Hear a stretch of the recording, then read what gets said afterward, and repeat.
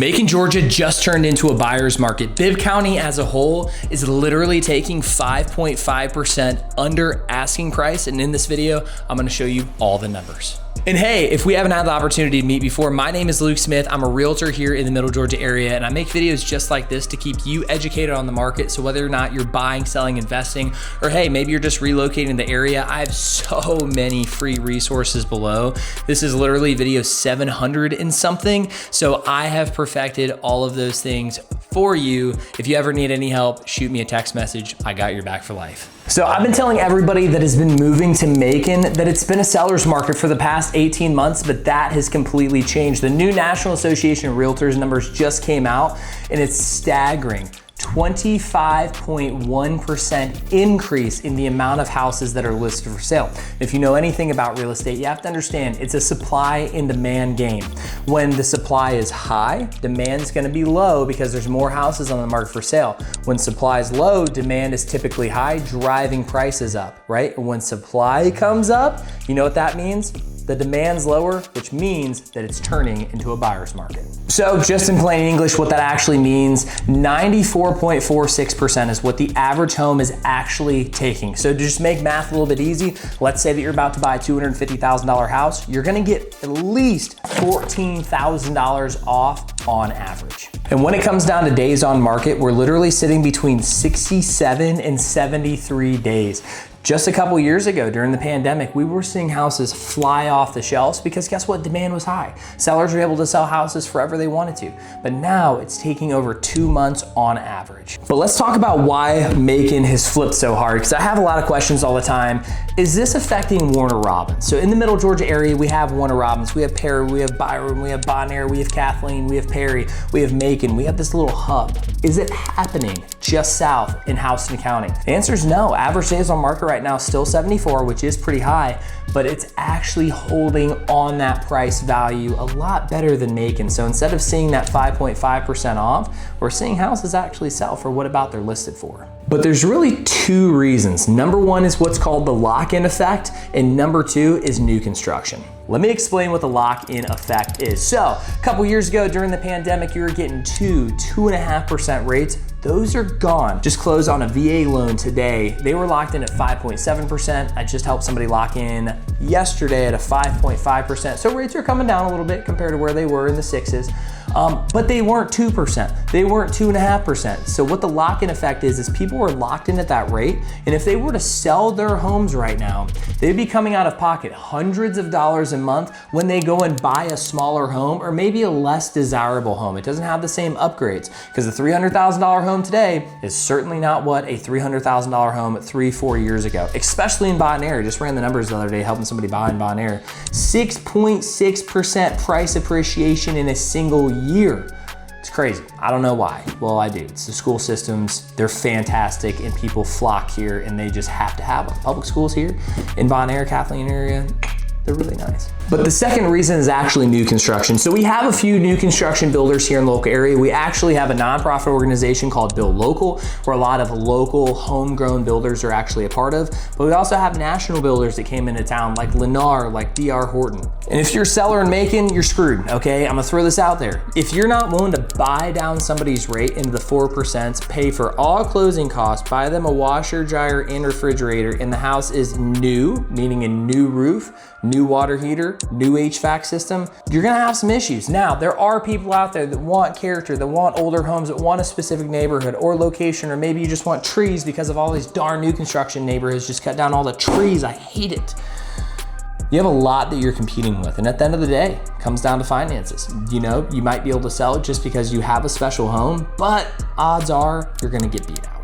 Okay, but let's get into some juice, because if you've been watching this video for this long, I always like to give the best information a little bit towards the end of the video, just because I know if you're watching this video, it means a lot to me, and I appreciate you staying this far. So I'm gonna go over 3 super secret ninja, just breaking legs off, getting deals, all about getting them deals. 3 things you should be asking right now when you're buying a house that 18 months ago, you couldn't. Number one is gonna be seller paid closing costs. And I'm not just talking about tiptoeing around.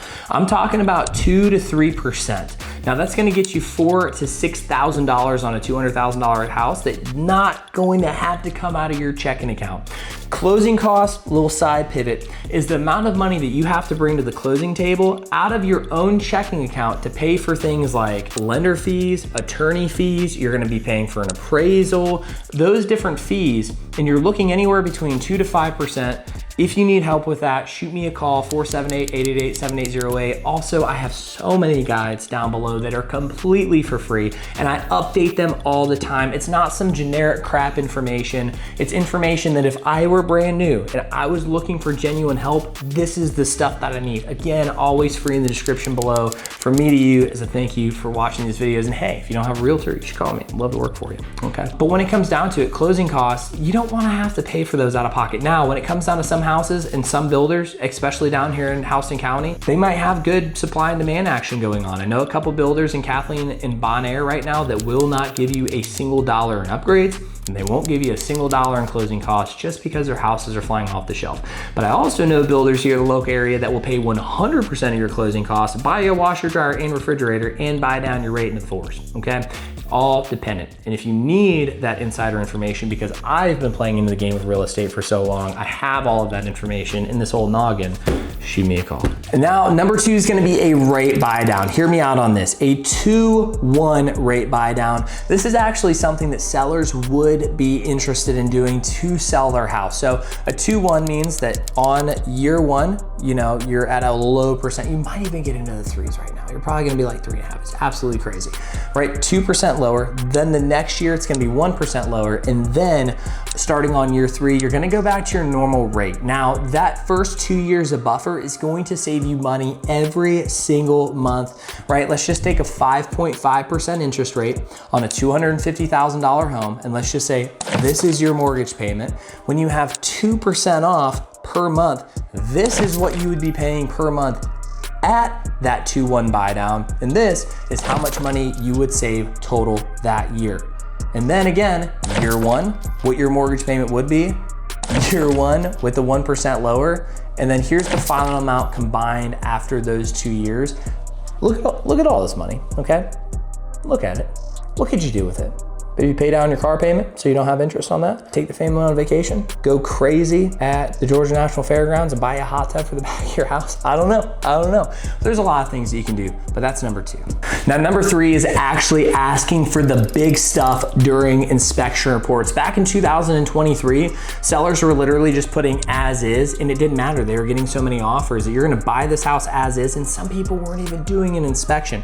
However, today you can ask for the HVAC to be repaired if there's issues and have the seller pay the full amount. You can ask for a new water heater if it's 12 years old or older. That's about when a water heater goes out, about 12 years. You know, some people, they last forever, but you know, home inspectors say they last about 12 years.